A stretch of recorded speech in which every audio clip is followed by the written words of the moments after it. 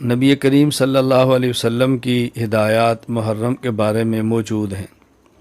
سب سے پہلی بات تو یہ سمجھیں کہ محرم کا جو احترام ہے وہ کسی خاص اس امت میں واقعہ کی وجہ سے نہیں ہے۔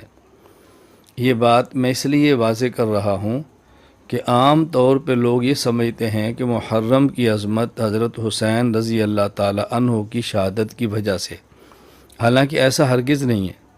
کیوں؟ حضور اکرم صلی اللہ علیہ وسلم نے محرم کے مسائل یا اس میں روزہ اور اس کی بعض چیزیں ارشاد فرمائی ہیں وہ پہلے ہیں، اور حضرت حسین رضی اللہ تعالیٰ عنہ کا واقعہ شہادت اس کے بہت بعد پیش آیا ہے۔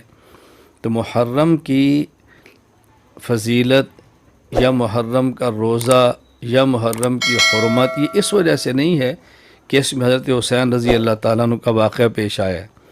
قرآن کریم میں ہے ان عدت الشہور عند اللہ 12 شہرا کہ 12 ماہ اللہ پاک نے پیدا فرمائے ہیں، ان میں سے منہا اربعۃ حرم اور 4 مہینے حرمت والے ہیں، مزید عظمت والے ہیں۔ اور یہ جو 4 مہینے حرمت والے بیان فرمائے ہیں یہ ذوالقعدہ، ذوالحج، محرم اور رجب، یہ 4 ماہ ہیں۔ اب دیکھو یہ قرآن کریم جو نازل ہوا ہے حضرت حسین کی شہادت سے کتنے سال پہلے نازل ہوا ہے، تو یہ کہنا کہ حضرت حسین کی وجہ سے محرم کا احترام ہے یہ بات ٹھیک نہیں ہے۔ یہ بات الگ ہے کہ حضرت حسین رضی اللہ تعالیٰ عنہ اہل سنت والجماعت کے ایمان کا حصہ ہیں، ہمارے ایمان کی بنیادوں میں سے ایک بنیاد ہیں، رسول اکرم صلی اللہ علیہ وسلم کے صحابی ہیں، اہل بیت ہیں، نبی کریم صلی اللہ علیہ وسلم کے جگر کا ٹکڑا ہیں، جنت کے نوجوانوں کے سردار ہیں اور خوشبو ہیں، یہ ہمارے ایمان کا حصہ ہے۔ حضرت حسین رضی اللہ تعالیٰ عنہ سے وہی پیار کرتا ہے جو مومن ہے، اور آپ سے وہی نفرت کرتا ہے جس کے دل میں ایمان نہیں ہے۔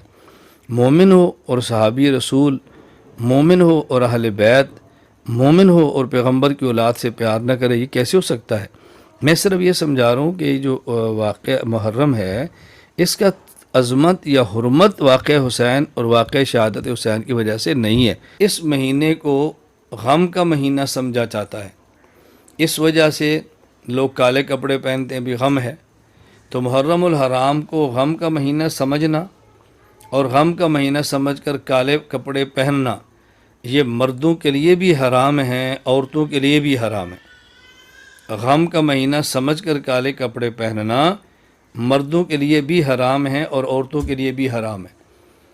ہاں، جو لوگ اس کو غم کا مہینہ نہیں سمجھتے، اپنا عقیدہ نہیں سمجھتے اور ویسے کالے کپڑے پہنتے ہیں، ان کو بھی محرم کے مہینے میں کالے کپڑے پہننے سے احتیاط کرنی چاہیے، چونکہ محرم کے مہینے میں کالا کپڑا عام طور پر اہل سنت والجماعت نہیں پہنتے، اہل تشیع پہنتے ہیں، رافضی حضرات پہنتے ہیں۔ تو جب کوئی اہل سنت ہوگا یا اہل سنت ہوگی اور وہ کالے رنگ کا کپڑا پہنے گا، یہ پہنے گی، تو عام تاثر کیا ہوگا کہ پتہ نہیں یہ کون ہے۔